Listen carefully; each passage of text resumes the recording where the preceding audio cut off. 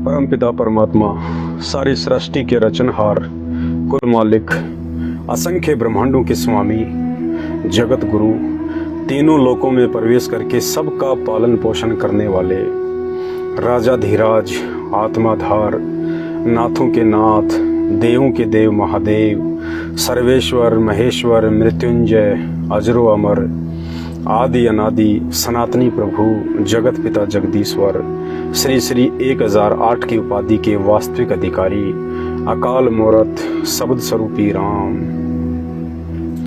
वासुदेव, सर्वगतम ब्रह्म, परम पूज्य, परम दयालु, परम धनी, परम संत, परम पुरुष, परम हंस, राजेश्वर, संत शिरोमणि सतगुरु रामपाल जी भगवान के चरण कमल में देश विदेश से हम सभी सत्सेवक भाई बहनों का अनंत कोटि दंडवत प्रणाम। सत्साई भाई और बहनों,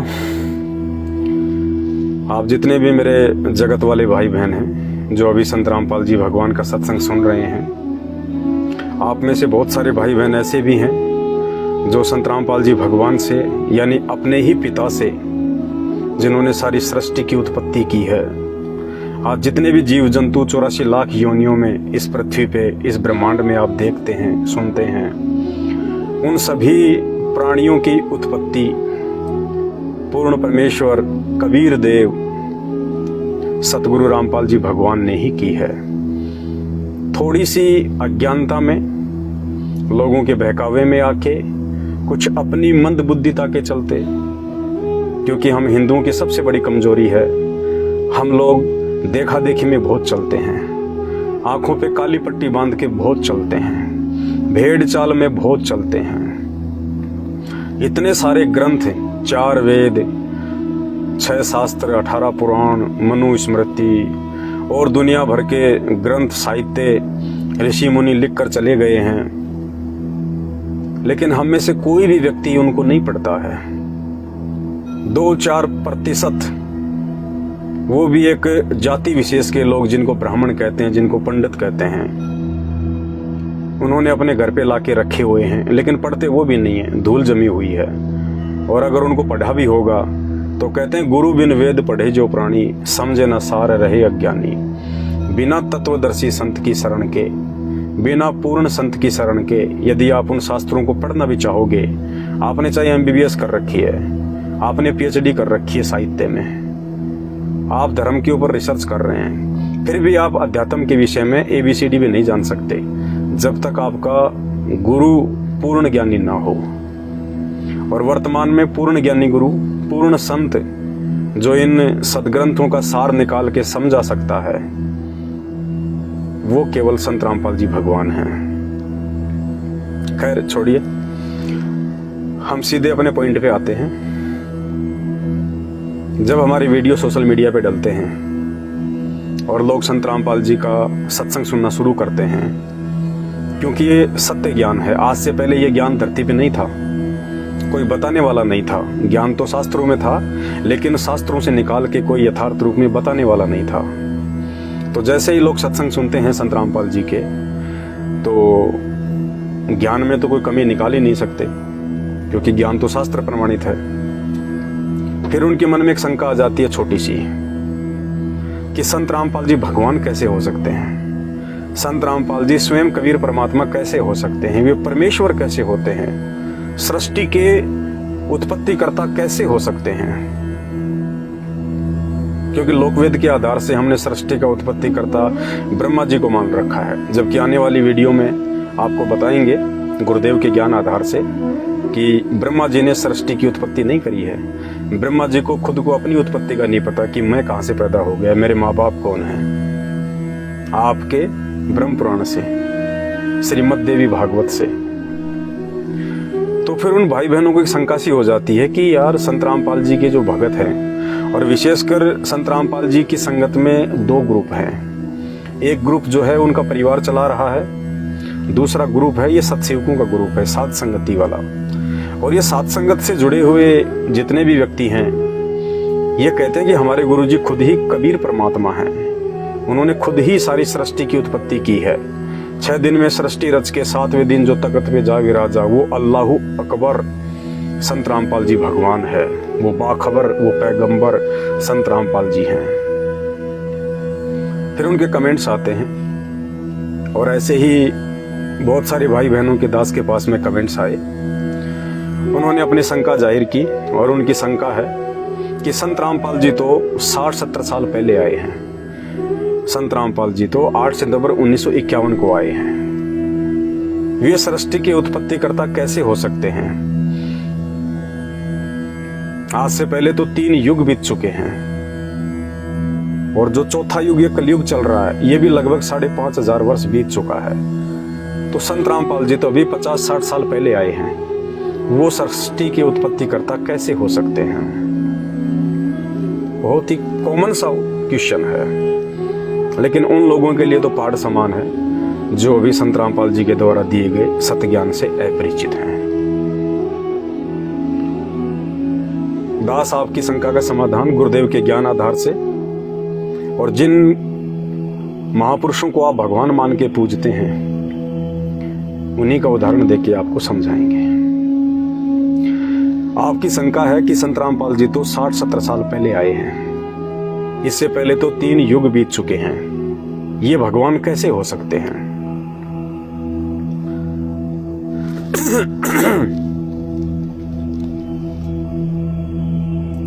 विशेषकर हिंदू समाज में भगवान श्री राम और भगवान श्री कृष्ण जी को परमात्मा माना जाता है, पूर्ण ब्रह्म माना जाता है। अब मैं आपसे सवाल करूं कि श्री कृष्ण जी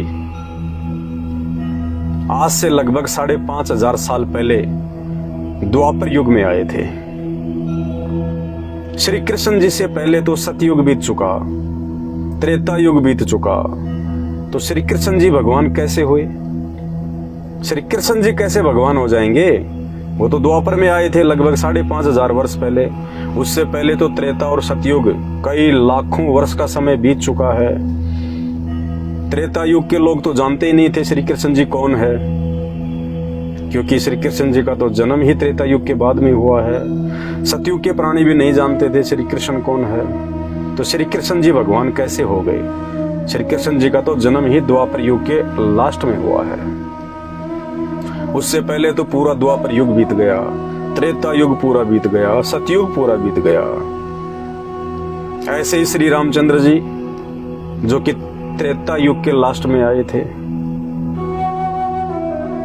तो सतयुग में भी तो प्राणी थे, सतयुग में भी तो इंसान थे। वो भी तो भक्ति किया करते थे। वो किसकी भक्ति करते थे? सतयुग के प्राणी तो जानते ही नहीं थे राम कौन है, क्योंकि राम का तो जन्म ही सतयुग के बाद में त्रेता युग में हुआ है। तो श्री रामचंद्र जी भगवान कैसे हो गए भाई? कैसे भगवान हो गए श्री रामचंद्र जी? देखो, हर चीज का समाधान हमारे शास्त्रों में मिलेगा, लेकिन वो समाधान केवल तत्वदर्शी संत ही निकाल के दे सकता है, वरना हमारी बुद्धि वहां तक नहीं जा सकती। आप श्री राम और श्री कृष्ण जी को श्री विष्णु जी का अवतार मानते हैं कि श्री विष्णु जी ने अवतार धारण किया। अवतार का मतलब पूज्य गुरुदेव जी ने बताया, ऊपर के लोकों से नीचे उतर के आना और फिर अपनी लीला करना, उसको कहते हैं अवतार। यानी भगवान अपने लोक से नीचे उतरते हैं, एक सामान्य व्यक्ति का रूप धारण करते हैं और उसके बाद में भगवान एक लीला करते हैं, उसको कहते हैं अवतार। तो भगवान विष्णु जो कि 3 लोक के स्वामी हैं, वो त्रेता युग में रामचंद्र जी के रूप में आए। आप उनको रामचंद्र कहो चाहे आप उनको भगवान विष्णु कहो, एक ही बात है, क्योंकि भगवान विष्णु ने ही रामचंद्र रूप में अवतार धारण किया था। उसके बाद द्वापर युग में वही भगवान विष्णु श्री कृष्ण जी के रूप में अवतरित हुए, उनका अवतार हुआ। तो श्री कृष्ण जी कहो चाहे भगवान विष्णु कहो, बात एक ही है। तो एक रूप में तो भगवान कहां बैठे हुए हैं? विष्णु लोक में, विष्णु नाम से। और दूसरे रूप में वही भगवान, वही विष्णु भगवान रामचंद्र रूप में त्रेता युग में लीला कर रहे हैं। वही विष्णु भगवान दूसरे रूप में द्वापर युग में अपनी लीला कर रहे हैं। तो इसी प्रकार जो पूर्ण परमात्मा है, जो पूर्ण परमेश्वर हैं, उनका वैदिक नाम है कबीर देव। और वो कबीर परमात्मा भिन्न भिन्न युगों में जब चाहे इस पृथ्वी पे अवतार धारण करके, अवतार यानी स्वयं ही वो परमात्मा नीचे उतर के अपनी लीला करता है। जैसे वास्तविक नाम तो उनका भगवान विष्णु है, जो 3 लोक के भगवान है विष्णु। लेकिन जब त्रेता युग में आए तो वो रामचंद्र नाम से आए, द्वापर में आए तो श्री कृष्ण नाम से आए। इसी प्रकार इन सब के ऊपर जो भगवान है, जिन्होंने सारी सृष्टि की रचना की है, क्योंकि ब्रह्मा विष्णु महेश के लोकों से ऊपर तो बहुत ज्यादा सृष्टि है, और भी लोक हैं जिसकी जानकारी आपको आपके गुरुदेव नहीं दे पाएंगे, केवल तत्वदर्शी संत ही देगा। तो वो सारी सृष्टि का रचनहार वो कबीर देव, कबीर परमात्मा विष्णु भगवान की तरह भिन्न भिन्न रूप और भिन्न भिन्न नामों से आते रहते हैं। सतयुग में वो कबीर परमात्मा सत सुकृत नाम से आए थे। त्रेता में वो कबीर परमात्मा मुनिंद्र ऋषि के नाम से आए थे। द्वापर में वो कबीर परमात्मा करुणामय ऋषि के नाम से आए थे, जिन्होंने पांडवों की यज्ञ सफल की थी, शुपच रूप में जिन्होंने शंख बजाया था। और आज से 650 वर्ष पहले वो कबीर परमात्मा अपने वास्तविक नाम से आ गए थे, कबीर दास नाम से आ गए। और आज वर्तमान में वही कबीर परमात्मा सतगुरु रामपाल जी के नाम से आ गए। तो आइए आपकी बात समझ में। जिस प्रकार विष्णु भगवान, उनका वास्तविक नाम है विष्णु, और त्रेता में आए तो रामचंद्र नाम से आ गए, द्वापर में आए तो श्री कृष्ण जी नाम से आ गए।